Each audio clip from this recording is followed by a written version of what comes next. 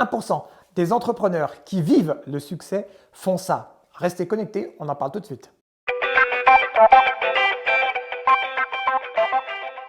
Bonjour et bienvenue dans cette nouvelle mini-série sur justement les entrepreneurs à succès. Rappel de la vidéo précédente, nous avons vu que nous étions finalement dirigés par notre inconscient à 95% du temps. Et que peu importe nos actions conscientes, c'était toujours l'inconscient finalement qui raflait la mise.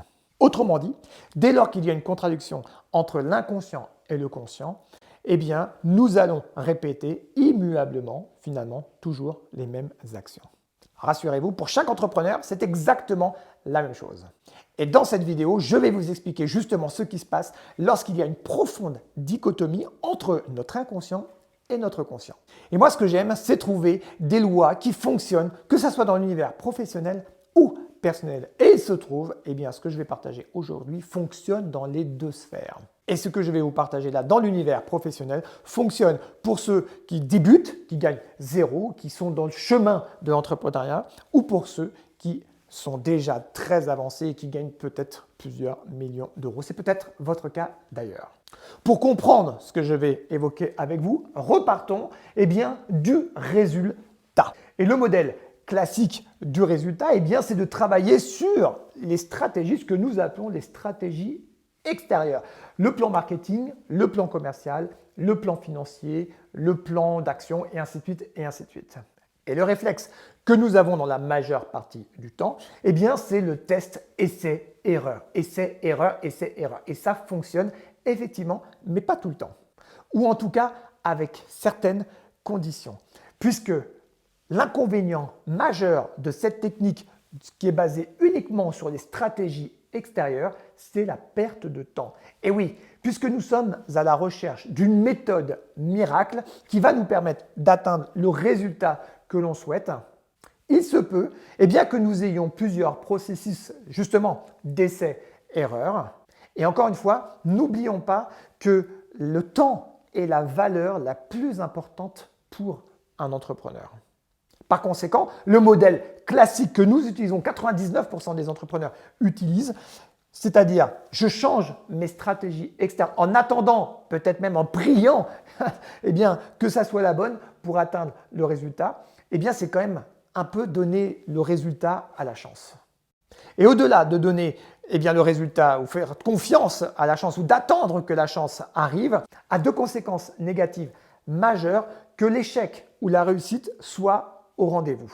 La raison en est très simple, puisque le résultat par rapport aux stratégies extérieures est l'équivalent de 20% du résultat. C'est-à-dire que 100% du résultat est composé uniquement de 20% du résultat extérieur. Dans notre psyché, nous mettons 80% du résultat sur les stratégies extérieures. À partir du moment où nous avons ce mode de pensée, ce mode de fonctionnement, remettre à l'extérieur la réussite et ou l'échec. Le premier des inconvénients que je viens d'évoquer avec vous, nous attirons à nous des autorités extérieures qui vont quelque part nous infantiliser. Deuxième conséquence catastrophique, c'est que peu importe finalement le résultat, on ne prend pas la responsabilité, c'est-à-dire que nous allons avoir une mésestime qui va s'accroître au fur et à mesure que nous aurons des résultats. Et encore une fois, quel que soit le résultat positif et ou négatif. Et de mésestime en mésestime, nous nourrissons nos échecs futurs et donc notre auto-sabotage. Le modèle d'expert maintenant, 1% des entrepreneurs fonctionnent comme ça. En tout cas, ceux qui réussissent et qui vivent le succès. Premièrement, ils ne minimisent pas, bien sûr, les stratégies externes, mais surtout, leur focus est orienté vers les stratégies internes. Nous savons aujourd'hui, grâce aux neurosciences appliquées, que le résultat est la contrepartie de 80% des stratégies internes. Autrement dit, notre faculté à penser, à diriger nos émotions et à gérer notre vitalité. Autrement dit, l'intention et l'intensité que l'on met au travers des stratégies externes. Le 1% ajuste continuellement les stratégies externes au regard des stratégies internes. ce que je pense, quelles sont mes émotions, quelle est ma posture, quel est mon mindset, quel est mon leadership, justement au regard des stratégies que je vais appliquer à l'extérieur. Et ce modèle d'expert, lui aussi, engendre des conséquences majeures. Que le succès ou que l'échec soit au rendez-vous, puisque nous prenons la responsabilité du résultat grâce à nos stratégies internes, nous renforçons inexorablement notre pouvoir personnel. Autrement dit, l'expression de notre leadership professionnel.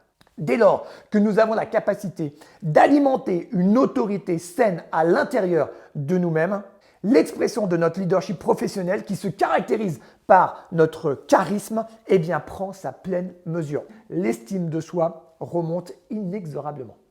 Autrement dit, le résultat, 100% de mon résultat est l'équivalent de 20% des stratégies que je vais mettre à l'extérieur et 80% des stratégies que je vais mettre à l'intérieur, ou en tout cas des programmes que je vais mettre au clair avec moi-même. Si je prends une métaphore pour expliquer exactement les interactions entre le résultat, les stratégies extérieures, les stratégies intérieures et les programmes que nous avons, imaginons que le résultat, eh bien, ce sont des pommes. Imaginons que nous avons des pommes. Ok ? Travailler uniquement sur les stratégies externes, c'est comme si en fait nous faisions des greffons sur un pommier alors que nous voulons atteindre un nouvel objectif qui se trouve être par exemple des cerises.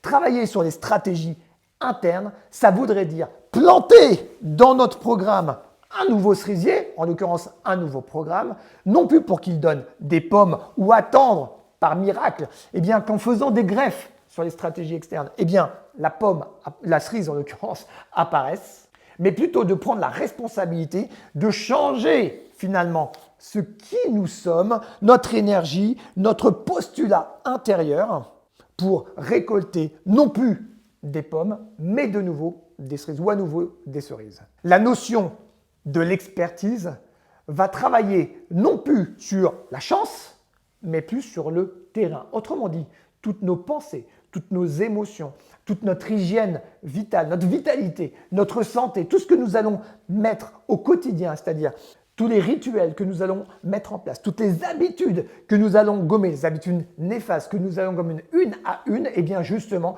pour à un moment donné, assainir ce qui est à l'intérieur de nous-mêmes, retrouver notre alignement entre notre inconscient et notre conscient de manière à ce que la contradiction qui existe entre le programme interne et les stratégies externes soit gommée ainsi pour créer un cercle vertueux justement pour vivre le succès.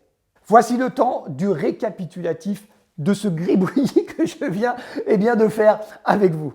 Option A, modèle usuel, la stratégie de faire comme tout le monde. C'est l'un des grands avantages finalement à travailler uniquement sur les stratégies externes, c'est que nous faisons comme tout le monde et donc nous sommes, j'allais dire, dans une moyenne acceptable.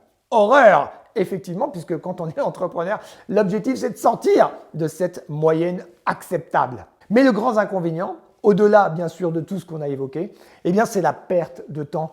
Parce qu'il faut à un moment donné un peu de chance pour trouver la bonne méthode qui va vous convenir pour justement avoir le résultat auquel vous aspirez. Deuxième stratégie, celle de l'expert qui travaille simultanément sur les stratégies internes et sur les stratégies externes. Le principal avantage de ce choix de travailler simultanément sur les stratégies internes et sur les stratégies externes, c'est que vous allez gommer le socle de votre leadership qui actuellement est peut-être sur du sable mouvant et vous allez avoir un socle extrêmement solide qui va vous permettre de cranter systématiquement dans votre entrepreneuriat et de dépasser vos plafonds de verre, de tendre en tout cas vers un peu plus d'exigence entrepreneuriale. L'inconvénient, si c'est un inconvénient, il va falloir à un moment donné faire preuve d'honnêteté envers soi-même pour aller chercher les programmes et de franchise, là encore, vis-à-vis de soi-même, justement, pour se regarder en face et prendre la responsabilité du résultat, non pas au travers des stratégies externes, mais bien au travers des stratégies internes. Voilà, maintenant vous connaissez le secret des 1% d'entrepreneurs qui réussissent et qui vivent le succès. Il s'agit exactement du même processus que j'utilise avec les entrepreneurs avec lesquels je travaille en individuel, mais également avec tous les entrepreneurs qui font partie du club d'auto-coaching Human Greatness. Si ce que je viens de dire vous parle et que vous souhaitez travailler sur vos stratégies internes et reprendre la dynamique de votre auto-coaching, vous avez deux choses à faire. La première, c'est très simple. Pour accompagner cette vidéo, je vous invite à télécharger, si ce n'est pas encore fait, l'e-book sur les stratégies de l'auto-coaching dans lequel je retrace les 15 protocoles pour triompher à chaque défi entrepreneurial. Deuxième action, si vous voulez plus d'infos sur l'auto-coaching, qu'est-ce que c'est que l'auto-coaching et ou sur le club Human Greatness d'auto-coaching, je vais mettre également dans le descriptif de cette vidéo le lien qui va vous permettre d'avoir un maximum d'informations. Pour les autres, nous nous retrouverons dans la prochaine vidéo où je parlerai une nouvelle fois de ces fameux secrets des entrepreneurs à succès. À très vite. Ciao, ciao.